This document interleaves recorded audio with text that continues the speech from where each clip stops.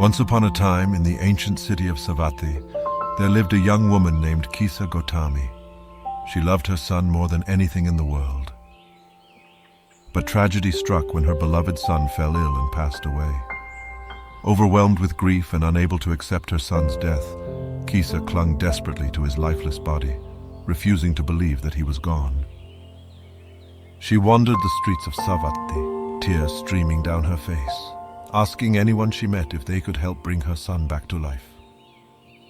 A compassionate elder directed Kisa to seek out the Buddha, the enlightened one who had the power to ease her suffering.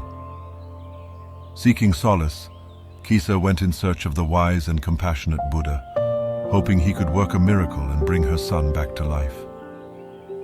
With tears in her eyes, Kisa begged the Buddha to bring her son back to life. The Buddha listened patiently to Kisa's pleas and saw the depth of her pain.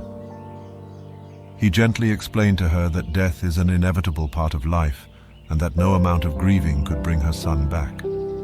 However, he offered Kisa a glimmer of hope. The Buddha told Kisa that he could help her, but first, she must find a mustard seed from a household where no one had experienced the pain of loss. Kisa eagerly agreed to the Buddha's request and set out on her journey, determined to find the mustard seed that would bring her son back to life. She knocked on the doors of every house in Savatthi, asking if anyone had a mustard seed to spare. At each door she was met with kindness and compassion, but no one could provide her with the mustard seed she sought. As the day turned to night, Kisa realized that her quest was futile. Exhausted and disheartened, Kisa returned to the Buddha, empty-handed.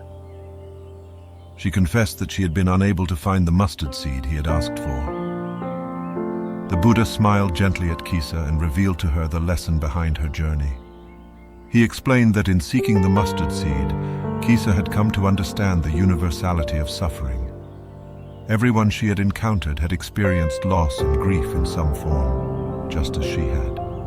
Suffering is a universal experience, and true healing comes from acceptance and understanding with patience.